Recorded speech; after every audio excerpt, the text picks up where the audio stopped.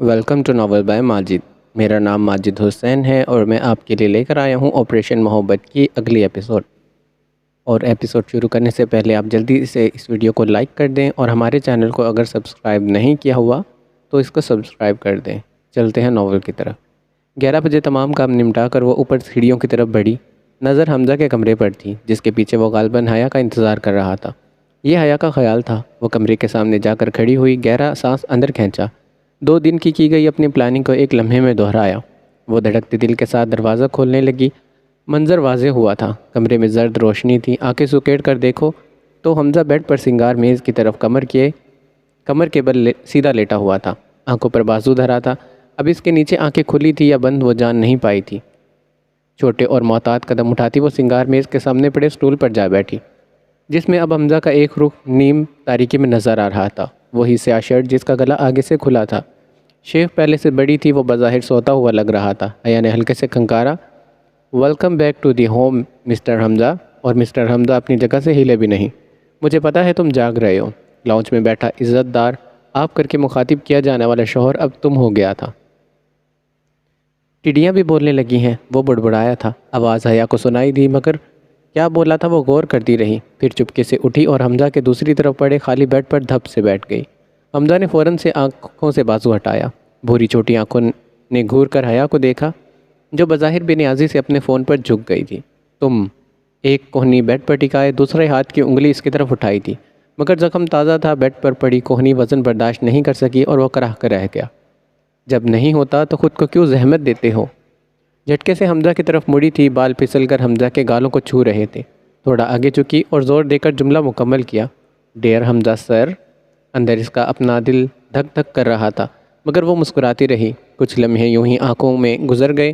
حمزہ کا اپنا دل بے ترتیب ہونے لگا۔ وہ اس کے پاس تھی، بالکل سامنے، اس پر جھکی ہوئی۔ اس نے بیڈ کو مضبوطی سے تھاما اور اس سے پہلے کہ وہ کوئی رد عمل دیتا دروازے پر دستک ہوئی تھی۔ حیا بجلی کی سی تیزی سے سیدھی ہو کر بیٹھ گئی۔ حمزہ کا اٹھتا ہاتھ دوبارہ سے بیڈ پر گر گیا۔ دروازہ کھلا، شیری اندر داخل ہوا۔ بال گیلے تھے، وہ شاید نہا کر آیا تھا اور پہلے سے بہتر دکھ رہا تھا۔ میں اندر آ جاؤں؟ وہ اندر کھڑا ہی پوچھ رہا تھا۔ حمزہ نے آنکھوں پر بازو رکھ لیا تھا۔ تم اندر ہی کھڑے ہو لڑکے، شیری کے پاس سے گزرتی حیا نے اسے یاد دلایا اور وہ چھنپ کر اپنے بالوں میں ہاتھ پھیرنے لگا۔ حیا سنگار میز کے سامنے پڑے اسٹول پر جا بیٹھی اور شیری حمزہ کے پیروں میں دوسری طرف خالی جگہ پر بیٹھ گیا۔ بھابھی آپ نے بلایا تھا مجھے؟ حمزہ سے ڈرتے اس نے حیا کو بیچ میں گھسیٹا تھا اور وہ سیریسلی والی نظروں سے اسے دیکھنے لگی۔ چند لمحے اشاروں میں منت کی گئی اور حیا نے کھنکار کر حمزہ کو مخاطب کیا، اجی سنیں، آپ کا بھائی آپ سے بات کرنا چاہتا ہے۔ اپنی مسکراہٹ چھپاتے وہ قدرے سنجیدگی سے بولی اور اجی نے بازو آنکھوں سے ہٹا کر اسے گھورا تھا، ٹڈی۔ اسے پہلے کہ وہ چند منٹ اور حیا کو سچ سنانے میں گزارتا، مطلب کہ اپنے خیالوں میں، شیری بول پڑا، آئی ایم سوری بھائی۔ وہ اب سر جھکا کر بیٹھا تھا۔ حمزہ نے اوپر ہوتے بیڈ کراؤن کے ساتھ ٹیک لگائی۔ میں جان سکتا ہوں یہ تمہارے رویے کی وجہ کیا ہے؟ حمزہ کی آنکھوں میں پریشانی سی خفگی تھی۔ میں نہیں جانتا، 3 لفظوں میں جواب آیا۔ حیا شیشے میں ان کے عکس کو دیکھ سکتی تھی۔ مجھے اس کھانے سے الٹی آتی ہے۔ میرے اندر کچھ ہے جو مجھے سکون نہیں لینے دیتا۔ آواز میں بے بسی در آئی تھی۔ اور کیا ہے تمہارے اندر؟ حمزہ مطروب نظر آنے لگا تھا۔ شیری نے اس کو ایک نظر دیکھا، پھر ایک نظر حیا کو دیکھا۔ حمزہ نے بھی نظر اس کی طرف گھمائی تھی۔ اس کی پشت اس کی طرف تھی۔ میں نہیں سن رہی، کانوں سے ٹاپس اتارتی وہ بولی اور شیری نے سر جھٹکا تھا۔ نہیں جانتا کیا ہے؟ تم مجھ پر بھروسہ کر سکتے ہو۔ حمزہ کی آواز اسے دور سے آتی سنائی دی تھی۔ آپ پر ہی تو بھروسہ ہے۔ وہ سرک کر آگے بڑھا اور حمزہ کے پاس ہوا اور سر اس کے سینے پر گرا دیا تھا۔ میں ٹھیک نہیں ہوں حمزہ بھائی، وہ سامنے لگے ٹی وی کی اسکرین کو دیکھتے کہہ رہا تھا۔ یار پتہ تو چلے کیا ہوا ہے، کیا مسئلہ ہے، کیوں ٹھیک نہیں ہو تم؟ وہ اس کی کمر تپک رہا تھا۔ حیا دونوں ہاتھ گود میں گرائے شیشے میں ان کا عکس دیکھتی رہی۔ خون کا رشتہ نہیں تھا مگر سگے بھائیوں سے بڑھ کر تھا۔ سمایا نے کہا ہے کہ صبح ڈاکٹر کے پاس جائیں گے، شاید کچھ پتہ چل سکے۔ وہ اب حمزہ سے الگ ہو رہا تھا۔ زرد روشنی میں شیری کا رنگ اور زیادہ زرد دکھ رہا تھا۔ ہاں ٹھیک ہے، تم فکر نہیں کرو، میں تمہیں کچھ نہیں ہونے دوں گا۔ ہاں؟ وہ اس کے گال پر ہاتھ رکھتا اسے یقین دلا رہا تھا۔ شیری اس کے ہاتھ کو دباتا کھڑا ہوا۔ ابھی وہ دروازے تک گیا تھا کہ واپس مڑا۔ اف، اس کے یہ جاتے جاتے مڑنے کی عادت۔ اینڈ سوری حیا بھابھی، میں نے آپ لوگوں کا مومنٹ سپائل کر دیا۔ سنجیدہ سے کہہ کر وہ دروازہ بند کرتا باہر نکل گیا تھا۔ حیا نے منہ پر ہاتھ رکھ کر مسکراہٹ چھپائی۔ حمزہ کا رنگ فک ہوا تھا مگر وہ ڈھیٹائی سے یوں ہی بیٹھا دروازے کو دیکھتا رہا اور اب وہ سمایا کو میسج کر رہا تھا۔ ڈاکٹر کی رپورٹ مجھے ای میل کر دینا۔ دوسری طرف سے فوراً سے جواب آیا، اوکے سر۔ حیا کپڑے تبدیل کر کے حمزہ کو مخالف سمت بیٹھی موئسچرائزر سے ہاتھ مل رہی تھی۔ حمزہ شیری کی حالت کے مطابق متوقع بیماریوں کا اندازہ لگا رہا تھا جب اس نے حیا کو تکیہ سیٹ کرتے بیڈ کراؤن سے ٹیک لگاتے دیکھا۔ اس نے آنکھیں بند کر لی تھی۔ وہ صوفہ تمہارے لیے ہے، اس نے حیا کو صوفے کا رخ دکھایا تھا۔ یہ میرا کمرہ ہے، حیا نے بند آنکھوں سے کہا۔ یہ میرا کمرہ ہے، حمزہ نے چبا کر کہا۔ اتنا شوق ہے تو خود جا کر صوفے پر۔ وہ احتجاج کرتی سیدھی ہوئی مگر اس کا بازو حمزہ کی گرفت میں آ چکا تھا۔ ایک بار کہی گئی بات تمہیں سمجھ نہیں آتی؟ وہ اسے چند انچ دور تھا۔ حیا کی سانسیں تھم گئی تھی، گلے میں گلٹی بھر کر معدوم ہوئی تھی۔ وہ جانتی تھی اس کی ہر پلاننگ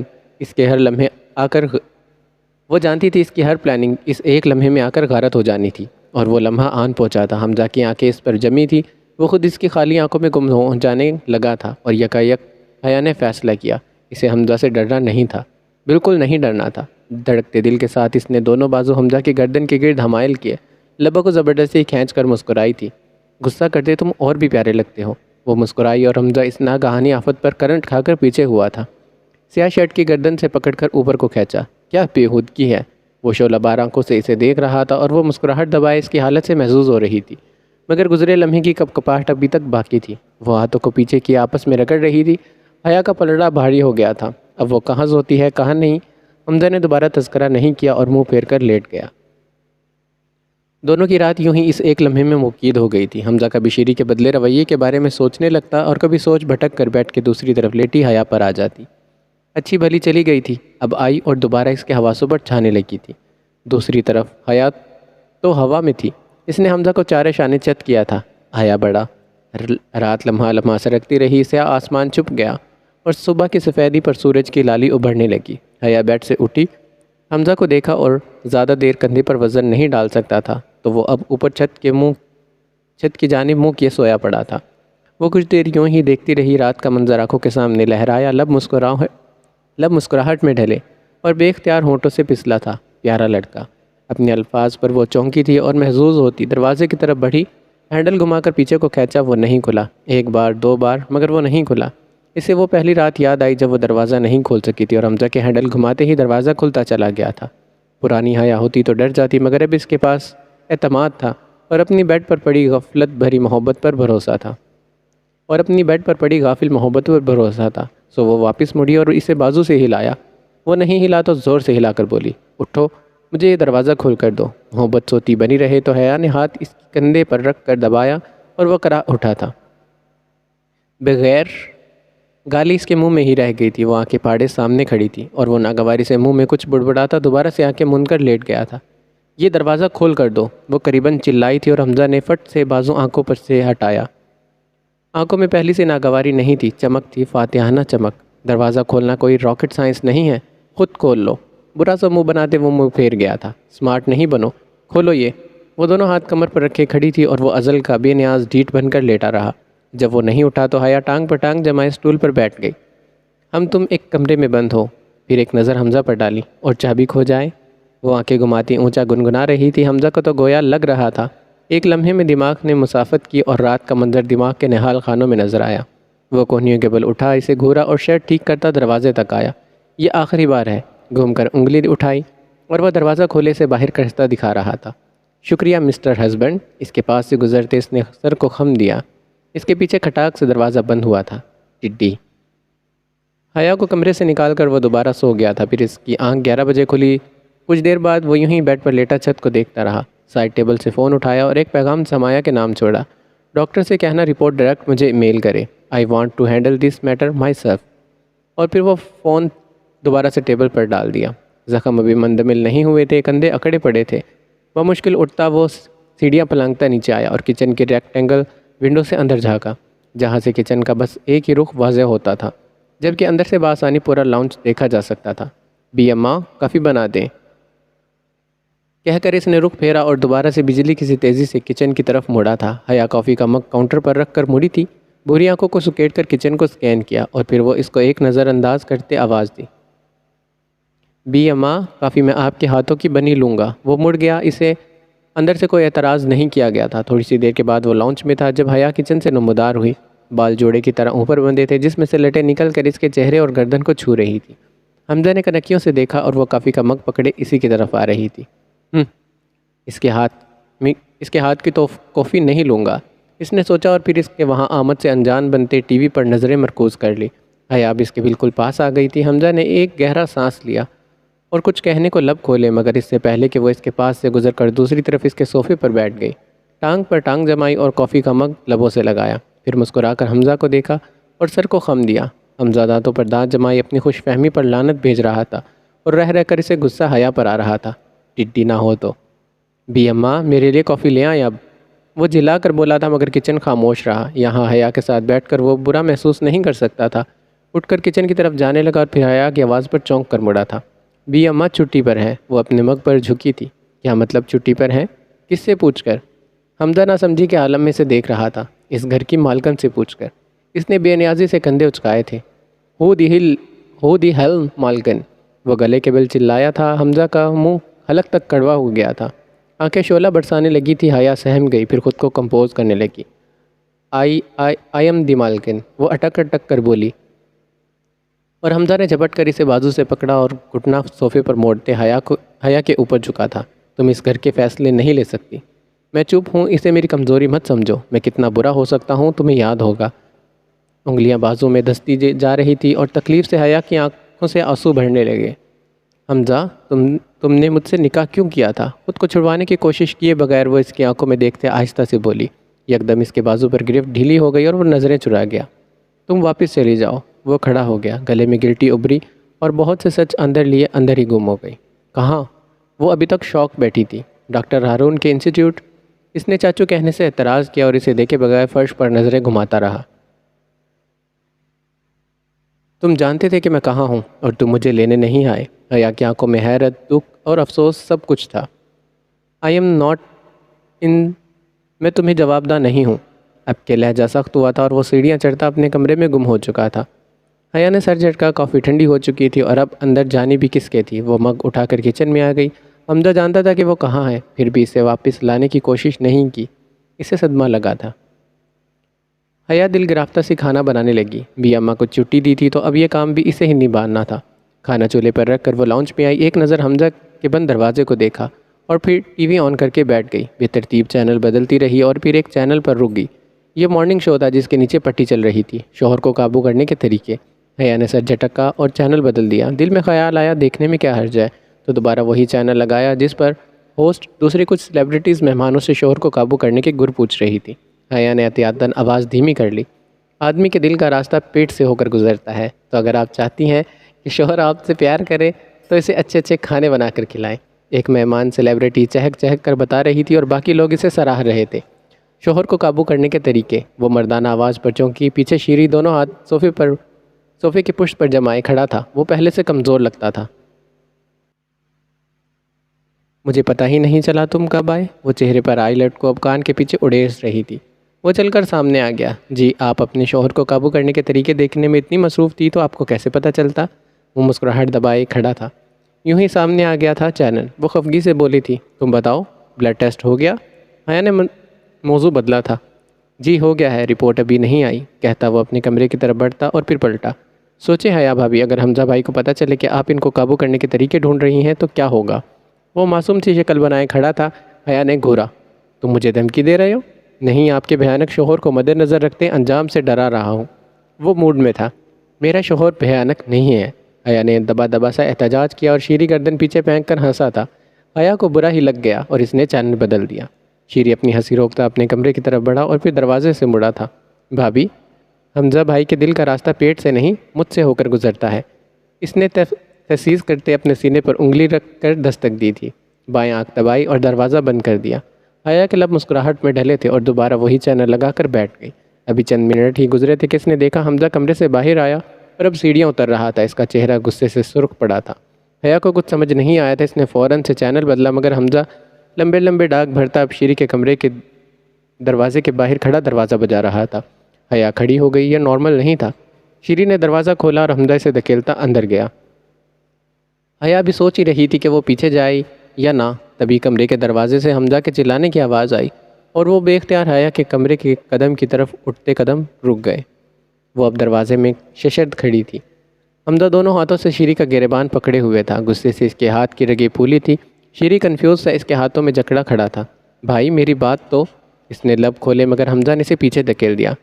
ڈونٹ کال می بھائی، وہ چلایا، اور ایسا چلایا کہ دروازے میں کھڑی حیا کو لگا کہ اس کا دل سینے سے باہر آ گرے گا۔ شیری الگ دکھ اور صدمے سے اسے دیکھ رہا تھا۔ تم نے مجھے ذلیل کروا کر رکھ دیا شیری۔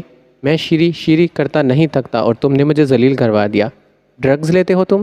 ہاں، کب سے یہ نشہ کر رہے ہو تم نے ایک بار بھی نہیں سوچا مجھے پتہ چلے گا تو مجھ پر کیا گزرے گی؟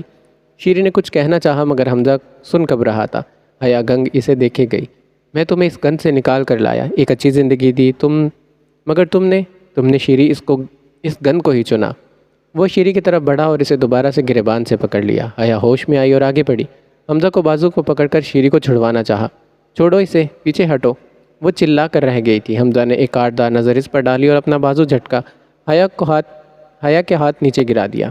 بھائی، میرا بھائی نہیں تھا، تمہیں بھائی بنایا، پیار دیا، اپنے بچے کی طرح پالا۔ اس کا تنفس تیز ہو رہا تھا۔ شیری اس کے ہاتھ میں بھی یقینی اور صدمے سے کھڑا بس اسے ہی دیکھے جا رہا تھا۔ مگر شاید تم اس قابل تھے شیری، تم وہیں ان گنڈوں میں رہتے، لوگوں کو مارتے، نشے کرتے، تم اسی قابل تھے۔ میرا بھائی نشے نہیں ہو سکتا، کبھی بھی نہیں۔ وہ چیخ کر تھک گیا تو اسے قریباً دھکیلتے ہوئے پیچھے ہوا تھا۔ Today I lost the only member of my family. اس کی آواز میں رنج تھا اور دروازے کو زور سے بند کرتا باہر نکل گیا۔ حیا اور شیری یوں ہی کھڑے کھلتے بند ہوتے دروازے کو دیکھتے رہے۔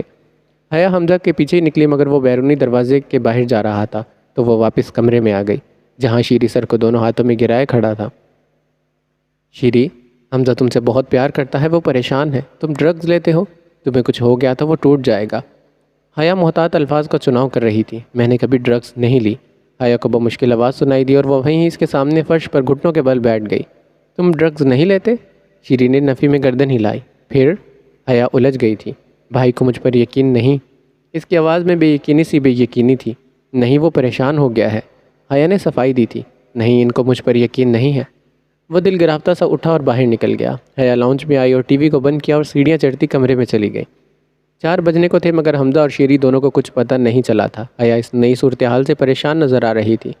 گھر کا ماحول ایک دم سے بگڑ گیا تھا۔ پہلے اس نے سوچا ڈاکٹر ہارون کو کال کرے مگر نہیں، اسے اپنے گھر کا مسئلہ خود سلجھانا تھا۔ اس نے سمایہ کو گھر بلایا اور ساتھ ہی اسے شہروان کو بلانے کا بھی کہا تھا۔ وہ دونوں شیری کے قریبی دوست تھے اور اس وقت شیری کے کمرے میں بیٹھے اس غیر متوقع انکشاف پر بحث کر رہے تھے۔ بالکل بھی نہیں حیا بھابھی، شیری تقریباً ہمارے ساتھ ہوتا ہے، ہمیں کبھی نہیں لگا کہ وہ ہائی ہے۔ شہروان اور سمایہ تو جیسے شوق میں آ گئے تھے۔ شیری مجھ سے کچھ نہیں چھپاتا، وہ یار بیسٹ فرینڈ، سمایہ اپنی طرف سے واضح کر رہی تھی۔ حیا پر سوچ انداز میں گویا ہوئی۔ رپورٹ کی جو ہارڈ کاپی میں نے سیو رکھی ہے اس کے مطابق ڈرگز لیے اسے چند دن ہو گئے ہیں۔ پچھلے دنوں کچھ ایسا ہوا؟ اور تبھی سمایہ کی آنکھیں چمکی تھی۔ شہروان وہاں مشن پر تم لوگ تھے پچھلے دنوں، اور جب شیری کی طبیعت بگڑ رہی تھی وہ کہہ رہا تھا اسے کھانا نہیں پسند، تو مطلب وہ لوگ کھانے میں کچھ ملاتے تھے۔ او گاڈ، سمایہ کا سر چکرا گیا تھا۔ نہیں یار، شہروان کو اس کی کہانی ہضم نہیں ہوئی تھی۔ میں بھی وہ کھانا کھاتا رہا ہوں، مجھے کچھ کیوں نہیں ہوا۔ وہ مطمئن نہیں ہوا تھا۔ تم لوگ ہمیشہ ساتھ کھانا کھاتے تھے؟ وہ دونوں اپنے تجربے کے مطابق ہر پہلو پر غور کر رہے تھے اور حیا ان کو ماڈریٹ کر رہی تھی۔ نہیں، وہ پریمیم ممبر تھا۔ وہ اندر بیٹھ کر کھانا کھاتے تھے اور ہم آنکھیں حیرت اور شوق سے پھیلنے لگی۔ ہم باہر بیٹھ کر کھانا کھاتے تھے۔ شہروان بیڈ پر قریباً اچھلا تھا۔ بھابھی، اگر حمزہ سر کو پتہ چلا تو وہ بہت غصہ کریں گے۔ سمایہ نے اپنے خدشات کا اظہار کیا اور حیا بمشکل مسکرائی تھی۔ اب اسے کیا بتاتی کہ تماشا پہلے ہی ہو چکا ہے۔ تم دونوں کھانا کھا کر جانا۔ حیا باہر آ گئی تھی۔ زرد تھال دور افق میں کب کا الٹ چکا تھا۔ صبح سے بنا کھانا یوں ہی دھرا رہ گیا تھا۔ وہ بھی مغرب پڑھ کر کمرے میں ہی رک گئی تھی۔ رپورٹ کے مطابق ڈرگز اس کے جسم میں اتنی سرایت کر چکی تھی کہ اس کا جسم عادی بن چکا تھا۔ پہلے وہ اپنے جسم میں ڈرگز کی موجودگی سے بے خبر تھا مگر اب جب وہ جان چکا ہے تو وہ اسے پانے کے لیے کسی بھی حد تک جا سکتا تھا اور اسے چھٹکارا پانا ناممکن تھا۔ اور اس وقت حیا موبائل پر نشے کے عادی لوگوں کے مختلف آرٹیکل اور کتابیں کھول کر بیٹھی تھی۔ تبھی دروازہ کھلا اور سست قدم اٹھاتا حمزہ اندر داخل ہوا۔ حیا کو نظر انداز کرتا وہ ڈریسنگ ٹیبل کے سامنے جا کر کھڑا ہوا۔ اس نے ابھی تک سیاہ جیکٹ اور جینز پہن رکھی تھی۔ شیری نظر نہیں آ رہا؟ ریسٹ واچ اتارتے اس نے سرسری سا پوچھا۔ باہر گیا ہوگا۔ حیا موبائل پر جھکی رہی تھی۔ حمزہ اب سیف سے کپڑے نکال کر واش روم میں جا رہا تھا۔ 5 منٹ کے بعد جب وہ نکلا تو بیڈ پر کھانا لگا پڑا تھا۔ اسے واقعی ہی بہت بھوک لگی تھی۔ ایک نظر حیا پر ڈالی۔ اسے یوں اس کے کہے بغیر کھانا رکھ دینا اچھا لگا تھا۔ حیا نے کنکیوں سے دیکھا۔ وہ سفید وی گلے والی شرٹ اور سیاہ جینز پہنے ہوئے تھا۔ شرٹ کو بازوں سے کلائی تک موڑا ہوا تھا۔ شیری کچھ کہہ رہا تھا۔ بیڈ پر بیٹھتے دوبارہ ہی حیا سے مخاطب ہوا۔ وہ تھکا ہوا نظر آ رہا تھا۔ ہاں، یہی کہ وہ ڈرگز نہیں لیتا، اور یہ کہ تمہیں اس پر بھروسہ کرنا چاہیے تھا۔ حمزہ نے ہونٹ بیچے۔ اس نے منہ میں نوالا رکھا اور پھر حیا کو دیکھا۔ اچھا کھانا بناتی ہو؟ ہاں، حیا نے چونک کر سر اٹھایا۔ میں نے کچھ کہا؟ وہ حیرت سے پوچھ رہا تھا۔ حیا نے اسے خفگی سے دیکھ کر سر جھٹکا۔ جب وہ کھانا کھا چکا تو موبائل پر کسی کا نمبر ملاتے ہوئے بیل جاتی رہی مگر کسی نے فون نہیں اٹھایا۔ پھر اس نے دوسرا نمبر ملایا۔ ہاں شیروان، شیری تمہارے ساتھ ہے؟ یکدم وہ فکر مند نظر آنے لگ گیا تھا۔ میری بات کرواؤ اس سے۔ دوسری طرف شاید مثبت جواب ملا تھا۔ اچھا، جب وہ اٹھے تو اسے کہنا کہ شرافت سے گھر آ جائے۔ حمزہ نے حتمی کہا اور فون بند کر دیا۔ حیا برتن اٹھا چکی تھی اور اب بیڈ کی چادر ٹھیک کر رہی تھی۔ حمزہ تھوڑی دیر اسے دیکھتا رہا، پھر سر جھٹک کر شیشے کے سامنے کھڑا ہو کر اپنی بڑی شیپ پر ہاتھ پھیرنے لگا۔ شیشے میں حیا کا عکس نظر آتا تھا تو وہ نرمی مگر سنجیدہ لہجے میں گویا ہوا تھا۔ اور کچھ کہہ رہا تھا شیری میرے بارے میں؟ ہاں، کہہ تو رہا تھا۔ وہ چپ ہو گئی۔ حمزہ نے اچنبے سے اسے دیکھا اور واپس مڑا۔ کیا؟ یہی کہ تم کتنے غصے والے کھڑوس سے انسان ہو۔ وہ سنجیدہ تھی۔ شیری نے ایسا کہا؟ وہ حیران ہوا تھا۔ بالکل، وہ ڈھیٹائی سے بولی۔ الفاظ تو تمہارے لگتے ہیں۔ وہ دوبارہ شیشے کی طرف مڑ گیا تھا۔ اللہ معاف کرے۔ حیا نے دونوں کانوں کو ہاتھ لگایا۔ تمہیں لگتا ہے میں تمہارے بارے میں ایسا سوچ سکتی ہوں؟ وہ معصوم سی شکل بنائے صوفے سے کھڑی ہو گئی تھی۔ نہیں، وہ مسکرایا۔ تم مجھ سے بہت پیار کرتی ہو۔ وہ قدم قدم اس کی طرف بڑھ رہا تھا۔ اور میں نے تمہیں آج تک بتایا نہیں کہ میں نے تم سے نکاح کیوں کیا، کیونکہ مجھے تمہیں دیکھتے ہی پیار ہو گیا تھا۔ وہ اب اس کے سامنے کھڑا تھا۔ تم بہت اچھی ہو حیا، مجھے معاف کر دو۔ وہ اب اسے اپنے کندھے سے لگا رہا تھا۔ حیا کو لگا یہ خواب ہے۔ اس نے خود کو چٹکی بھری۔ اوچ! وہ ہوش میں آئی۔ وہ دور شیشے کے پاس کھڑا تعجب سے اسے دیکھ رہا تھا۔ شرمندہ سی وہ دوبارہ صوفے پر بیٹھ گئی۔ تمہیں ایک بار ڈاکٹر سے مل لینا چاہیے۔ شیری کے لیے یہ ڈرگ چھوڑنا آسان نہیں ہے۔ چہرے پر آئی لٹ کو پیچھے کرتے وہ حمزہ سے کہہ رہی تھی۔ مس حیا۔ حیا نے دانتوں پر دانت جمائے اور چبا کر کہا، آئی ایم مسز۔ حمزہ نے جواباً ہونٹ گول کیے۔ اوکے۔ پھر لیپ ٹاپ اٹھاتا بیڈ پر بیٹھ گیا۔ میں ڈاکٹر سے مل کر آیا ہوں، اور جنہوں نے شیری کو اس عذاب میں دھکیلا ہے ان سے بھی نمٹ کر آیا ہوں۔ وہ مصروف سا بولا تھا۔ میں شیری کو کبھی کچھ نہیں ہونے دوں گا۔ حیا کو دوپہر والا ہنگامہ یاد آیا۔ وہ مشکوک سے اسی کو دیکھ رہی تھی۔ تو اتنا غصہ کیوں کیا بیچارے پر؟ تاکہ اب جب وہ جانتا ہے کہ اس کا جسم ڈرگ کا عادی ہے تو وہ اس ڈرگ کو لینا چاہے گا، اور جب وہ ایسا کرے گا تو اسے یاد آئے گا کہ وہ مجھے کھو دے گا۔ اس کی آواز سنگین ہوتی گئی۔ پھر وہ خاموش ہو کر اپنا کام کرتا رہا۔ کافی دیر کے بعد سر اٹھایا اور وہ ڈریسنگ ٹیبل کے سامنے اسٹول پر بیٹھ گئی تھی۔ بی اماں کی چھٹی کب تک ہے؟ لیپ ٹاپ کی اسکرین پر انگلی گھماتے وہ کراؤن سے ٹیک لگا رہا تھا۔ حیا کا رنگ اڑا تھا۔ گلے میں گلٹی بھر کر معدوم ہوئی تھی، اور وہ بال چہرے سے ہٹا کر آہستہ سے بولی، میں نے ان کی پکی چھٹی کر دی ہے۔ حمزہ نے بھی یقینی سے اس کو دیکھا تھا۔ غصہ مت کرنا اب۔ وہ خفاسی بالوں میں برش پھیرتی بولی تھی۔ سینے پر بازو باندھے حمزہ مسکرایا، مگر فوراً ماتھے پر سلوٹ آئی۔ تم جانتی نہیں ہو میں کتنا برا پیش آ سکتا ہوں۔ ہاں، اور وہ جیسے ڈر گئی۔ اس نے برش والا ہاتھ ہوا میں ہلایا۔ حمزہ نے سر جھٹکا اور دوبارہ سے لیپ ٹاپ پر جھک گیا۔ حمزہ تمہیں کیا پسند ہے؟ وہ شیشے میں اس کا عکس دیکھ رہی تھی۔ خاموشی۔ وہ مصروف سا بولا۔ حیا کا پارا ہائی ہوا تھا، مگر وہ ضبط کر گئی۔ بدتمیز۔ جب تک انسان اپنے مرض سے بے خبر ہو وہ ٹھیک رہتا ہے، مگر مرض کی اطلاع گویا اسے مزید بیمار کر دیتی ہے۔ شیری کے جسم میں ڈرگز کے انکشاف نے اسے باور کروایا تھا کہ اس کی ضرورت وہ ڈرگ ہے۔ اس کی حالت اور بگڑنے لگی۔ چیخنا، چلانا، کھانا الٹ دینا، بدتمیزی کرنا، اسے بس وہی کھانا چاہیے تھا۔ اس کا گزارا جوس اور مختلف ڈرنکس پر تھا۔ کھانے کے نام پر وہ بدظن ہو گیا تھا۔ وہ دن بدن دبلا ہوتا جا رہا تھا۔ آنکھیں سیاہ حلقوں سے گھری تھیں۔ حمزہ کی تو گویا نیند ہی اڑ گئی تھی۔ وہ کبھی اسے سمجھاتا، کبھی غصہ کرتا۔ حمزہ کو پریشان دیکھ کر حیا الگ پریشان رہتی۔ غرض گھر میں عجیب تناؤ کی سی کیفیت تھی۔ حیا کے دن رات مختلف کتابیں پڑھتے اور ویڈیوز دیکھتے گزر جاتے۔ عصر سے پہلے کا وقت تھا۔ شیری دوائیوں کے زیر اثر سویا پڑا تھا۔ حمزہ کو باہر جانا تھا تو وہ شیری کے کمرے کو باہر سے لاک کر کے گیا تھا، اور حیا کو سخت تائید کی تھی کہ شیری کو باہر نہ جانے دے۔ حمزہ کو گئے آدھا گھنٹہ گزرا تھا جب اچانک سے زور زور سے دروازہ پیٹنا شروع کر دیا گیا۔ دروازہ کھولو، کس نے بند کیا ہے مجھے؟ کھولو دروازہ۔ دروازہ مسلسل بج رہا تھا اور حیا مضطرب سی کمرے سے باہر آئی۔ شیروان کام ڈاؤن، حمزہ ابھی آتا ہے تو تم باہر آ سکتے ہو۔ وہ دروازے کے پاس کھڑی تھی۔ آپ دروازہ کھولے، میرا دم گھٹ رہا ہے۔ حمزہ بھائی میرے ساتھ ایسا کیسے کر سکتے ہیں؟ کھولے دروازہ۔ وہ بے بسی سے بار بار ہاتھ دروازے پر مار رہا تھا۔ حیا کچھ دیر سوچتی رہی۔ تم ٹھیک ہو؟ اس نے آہستہ سے پوچھا۔ ہاں میں بالکل ٹھیک ہوں، بے فکر رہیں، مجھے نشے کا دورہ نہیں پڑا، وہ بیزاری سے بولا تھا۔ حیا نے گہرا سانس لیا اور دروازہ کھول دیا۔ مجھے یقین نہیں آتا حمزہ سر مجھے یوں کمرے میں بند کر دیں گے، وہ افسوس سے کہتا صوفے پر آ بیٹھا۔ شیری، حمزہ پریشان ہے تمہیں لے کر، وہ پریشان سی کڑی وضاحت دے رہی تھی۔ رہنے دے بھابھی، وہ بیزار تھا۔ وہ کھڑی رہی، پتہ نہیں شیری کیسے اس فیز سے نکلے گا۔ اس نے گہرا سانس لیا اور کچن کی طرف بڑھ گئی۔ تم بیٹھو، میں تمہارے لیے شیک لاتی ہوں۔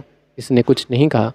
تھوڑی سی دیر کے بعد شیک کے 2 گلاس میز پر پڑے تھے۔ حیا اس سے ادھر ادھر کی باتیں کرتی رہی اور وہ نخوت سے ہاں نہ کرتا رہا۔ کچھ دیر خاموشی رہی اور پھر حیا نے اسے نرمی سے مخاطب کیا۔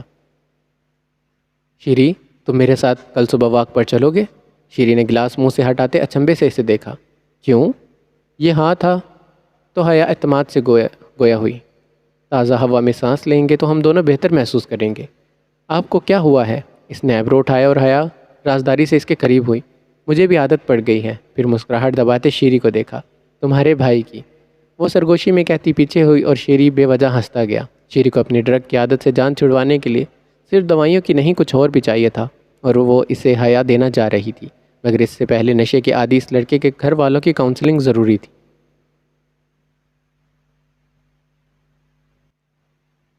یہ تھانے کی پرانی مگر کشادہ عمارت تھی۔ ابھی حمزہ گاڑی پارک کر کے اندر گیا تھا۔ اس کے پیچھے اندر جاؤ تو پہلے ایک بڑا ہال نما کمرہ تھا جس میں 3 مختلف جگہوں پر میز اور کرسیاں لگی تھیں۔ اس سے آگے حوالات بنے تھے۔ 3 نمبر کمرے میں اندھیرا تھا اور مدھم بلب جل رہا تھا۔ اس کے نیچے 2 کرسیاں لگی تھیں، ایک پر ٹانگ جمائے حمزہ اور سامنے حاجن بی بی تھی۔ وہ مضروب نظر آ رہی تھی۔ حمزہ کی آنکھوں میں غصہ اور نفرت تھی۔ اپنے ہی بندوں کو ڈرگ دینا سمجھ نہیں آتا؟ حمزہ آگے کو جھکا تھا۔ ہم تم لوگوں کی طرح نہیں ہیں جو اپنے ساتھیوں کو یوں ہی کھلا چھوڑ دیں اور وقت آنے پر وہ ہماری کمر میں چھرا گھونپ دیں۔ اس نے ہاتھ ہوا میں اٹھا کر نخوت سے نیچے مارا اور حمزہ تلخ سا مسکرایا۔ بی بی حاجن کا اشارہ دانی کی طرف تھا۔ یہ بتاؤ، کچھ کو ڈرگ دینا کچھ کو نہ دینا کیا منطق ہے؟ حمزہ سنجیدہ تھا۔ بی بی حاجن خاموش منہ بناتی رہی۔ بی بی حاجن، حمزہ نے دونوں ہاتھ میز پر مارے۔ دوبارہ منہ سے نہیں پوچھوں گا۔ آنکھیں آگ برسا رہی تھی۔ کر لو جو کرنا ہے۔ بی بی حاجن نہیں مانی۔ حمزہ نے گھٹنے پر رکھے ہاتھ کو جنشی دی اور 4 مردانہ ہاتھوں نے بی بی حاجن کے بالوں سے پکڑ کر سامنے رکھے پانی میں ڈبویا۔ سانس بند ہونے سے وہ ہاتھ پاؤں مارنے لگی۔ حمزہ نے دوبارہ سے ہاتھ اٹھایا اور اسے کھینچ کر باہر نکال لیا۔ بی بی حاجن لمبے لمبے سانس لینے لگی۔ ان کے پاس ہمارے راز ہوتے ہیں۔ ان کو ڈرگ دیتے ہیں تاکہ اگر وہ بھاگنا بھی چاہیں تو اس ڈرگ کی طلب میں واپس ہمارے پاس آئیں، کبھی ہمیں چھوڑ کر نہ جا سکیں۔ وہ اکھڑتے سانس کے ساتھ طوطے کی طرح بولنے لگی۔ میرا دل چاہتا ہے تمہارے اندر بھی وہ ڈرگ گھولوں اور اتنی گھولوں کہ تم تڑپ تڑپ کر مر جاؤ۔ میں تو یہ بھی نہیں کہہ سکتا کہ تم لوگوں کا دل نہیں کانپتا ایسے کام کر کے، لیکن نہیں۔ نفی میں گردن ہلاتا وہ اپنی جگہ سے اٹھا، گھوم کر حاجن بیوی کے پیچھے ہو گیا اور ایک دم سے حاجن بیوی کی آنکھیں پھٹ کر باہر آنے کو ہو گئی تھی۔ باریک ستار اس مرد نما عورت کی گردن پر تنگ ہوتی جا رہی تھی۔ حمزہ پوری قوت سے اسے جکڑے ہوئے تھا۔ بی بی حاجن کے منہ سے غوں غاں کی جیسی آوازیں نکل رہی تھی اور وہ خود کو چھڑوانے کی کوشش کر رہی تھی، اور جب اسے لگا کہ روح جسم کا ساتھ چھوڑنے والی ہے تو حمزہ نے اس کے ڈھیلے پڑتے جسم کو جھٹکے سے چھوڑا۔ وہ توازن برقرار نہیں رکھ سکی اور اوندے منہ فرش پر گر گئی۔ سانس تھم گئی تھی۔ کتنی دیر روح کا تعلق جسم سے بحال ہونے میں لگ گیا۔ آنکھیں اٹھا کر حمزہ کو دیکھا جو دوبارہ سے پوری تمکنت سے اپنی کرسی پر برجمال تھا۔ اس کی آنکھیں آگ برسا رہی تھی۔ وہ پھر سے نیچے جھکا، حاجن بی بی کو گریبان سے پکڑا۔ ایک جھٹکے میں نہیں ماروں گا، اپنے بھائی کے برباد ہونے کا ایک ایک دن کا ایک ایک لمحے کا حساب لوں گا۔ اس طرح تڑپاؤں گا جیسے وہ تڑپتا ہے۔ آسانی سے مرنے نہیں دوں گا۔ وہ کچھ بول نہیں پائی، آواز نہیں نکل رہی تھی۔ اسے دوبارہ نیچے گراتے وہ اٹھ کھڑا ہوا تھا۔ نیچے بلیر کو کندھے سے جھٹکا، گویا کوئی نادیدہ سلوٹ ختم کی ہو، اور لوہے کی سلاخ کو ایک طرف بنے گیٹ کے باہر نکالا اور ساتھ کھڑے سپاہی کو لاک کرنے کا حکم دیتا آگے بڑھ گیا۔ وہ اب اس کا رخ کمرے کی طرف تھا جہاں علی اور فریحہ دانی کے ساتھ اس کے منتظر تھے۔ آج دانی کی قسمت کا فیصلہ بھی ہو جانا تھا۔ خرامہ چلتے وہ اس کے عقبی کمرے میں داخل ہوا۔ علی اور فریحہ آپس میں باتیں کرنے میں مصروف تھے جب حمزہ کرسی کھینچ کر بیٹھا۔ دانی ایک کونے میں بیٹھا خاموش تماشائی بنا ہوا تھا۔ علی اور فریحہ حمزہ کو اتنے دن کے بعد یوں گھومتے پھرتے دیکھ کر خوش ہوئے تھے اور اب اس سے کافی کا پوچھ رہے تھے۔ اوہو، کچھ بھی نہیں، بس ذرا سا گھر میں بور ہو رہا تھا تو ملنے چلے آیا۔ ایک نظر پیچھے بیٹھے دانی پر ڈالتے وہ کسی خاطر مدارت سے منع کر رہا تھا۔ اور امید ہے اس گزرے کو موت تک پہنچا کر تیری بوریت دور ہو گئی ہوگی، علی نے تنزن کہا تھا اور حمزہ نے کندھے اچکائے۔ شیری از آن ان pain, I can't help my self, جو کرے گا وہ بھرے گا بھی۔ اور فریحہ نے دفتن دانی کو دیکھا۔ حمزہ، ڈاکٹر صاحب صباحت بہت اچھی سائیکٹرسٹ ہیں، ان کے علاج سے شیری ضرور ٹھیک ہو جائے گا، تم شیری کو ان سے ملنے کے لیے کنونس کرو۔ فریحہ پچھلے کئی دن سے حمزہ کو شیری کے علاج کے لیے ڈاکٹر صباحت کے پاس لے جانے کا مشورہ دے رہی تھی، مگر شیری تو ڈاکٹر کے ذکر پر ہی پھٹ پڑتا تھا۔ یار، وہ کسی کی نہیں سنتا، he is out of my control. یکدم اس کے چہرے پر تفاخر نظر آنے لگا۔ ایسا ہوتا ہے، نشے کے عادی بچے ڈاکٹر وغیرہ سے یوں بھاگتے ہیں، تم فکر نہیں کرو، وہ ٹھیک ہو جائے گا۔ حمزہ نے اس بات میں سر ہلایا اور علی نے موضوع بدلا تھا۔ خیر تو بتا، حیا کیسی ہے؟ حیا بھابھی کیسی ہیں؟ فریحہ نے ہلکا سا کہکا لگایا گویا وہ کہانی جانتی ہو، اور علی نے گہرا سانس کھینچا اور آگے کو جھکا۔ شی از چینجڈ ناؤ۔ پھر پیچھے کو ہوا، دونوں ہاتھ باہم ملا کر سر کے نیچے رکھے، اور اس نے بھی اماں کو بھی چھٹی کر دی ہے۔ دونوں کو باری باری دیکھا اور زور دے کر کہا، پکی چھٹی، وہ بھی مجھ سے پوچھے بغیر۔ وہ ناگواری سے بولا۔ علی اور فریحہ گردن پیچھے پھینک کر ہنسنے لگے۔ حمزہ، تم مانو یا نہ مانو، but this lady is your trolley user. اور حمزہ نے ناک سے مکھی اڑائی۔ What ever. یکا یک حمزہ کرسی سے اٹھا اور پٹکنے کے سے انداز میں کرسی دانی کے سامنے رکھی۔ وہ حمزہ کے انتظار میں اتنے دن سے یہاں بند تھا۔ یہاں پہلے اس کی کافی خاطر مدارت ہو چکی تھی، جس کا واضح ثبوت اس کا نچلا ہونٹ تھا جو بری طرح سے پھٹا ہوا تھا، اور دائیں آنکھ کے اوپر بھی زخم کا نشان تھا۔ حمزہ اب کرسی کو آگے کو جھکا کر دونوں ہاتھوں کی انگلیاں باہم پھیلائے ہوئے تھا۔ کہو اپنی وضاحت میں کچھ۔ اس کی آنکھیں دانی کے چہرے پر جمی تھی۔ دانی نے تھوک نگلا علی اور فریحہ کو دیکھا، جو دونوں باتوں میں مگن تھے، گویا باور کروایا گیا ہو وہ اس سب سے لا تعلق ہے۔ نہ کچھ دیکھا نہ کچھ سنا۔ سر میں وضاحت دے سکتا ہوں۔ وہ دو ٹوک کہتے کرسی سے ٹیک لگا کر بیٹھ گیا اور ٹانگ پر ٹانگ جما لی۔ انہوں نے میری فیملی کے ذریعے مجھے بلیک میل کیا تھا۔ میرا بیٹا 2 سال کا ہے سر۔ وہ سانس لینے کو رکا تھا۔ میری ٹریننگ بہت سخت ہوئی ہے سر، مگر میرے بچے کو الٹا لٹکا کر نیچے پانی کے ٹینک میں بار بار ڈبوتے تھے۔ سر میرا بچہ بس 2 سال کا ہے، وہ اسے مارتے نہیں تھے، بس تکلیف دیتے تھے بار بار۔ اس ذہنی ٹارچر نے مجھے توڑ دیا تھا۔ اس کی آواز میں در آیا تھا۔ میں مجبور تھا سر۔ اس نے سر جھکا لیا۔ حمزہ صدمے اور افسوس سے گردن نفی میں ہلا رہا تھا۔ تم ایک بار مجھ سے بات کر کے دیکھتے، میں ان کو کہیں سے ڈھونڈ نکالتا اور زندہ سلامت تم تک لاتا۔ وہ تھوڑا آگے کو جھکا تھا۔ تم نے اپنی فیملی کے بدلے میری فیملی کو مصیبت میں دھکیل دیا دانی۔ تم نے اپنی فیملی کے لیے میری فیملی کا سودا کیا۔ اب کی بار وہ چیخا تھا۔ فریحہ اور علی انجان بنے رہے۔ پھر واپس مڑا اور گھوم کر ایک مکہ اس کے منہ پر جڑ دیا، یہ مجھ پر بھروسہ نہ کرنے اور شیری کو مصیبت میں پھنسانے کے لیے۔ پھر اس کو گریبان سے پکڑ کر کھڑا کیا۔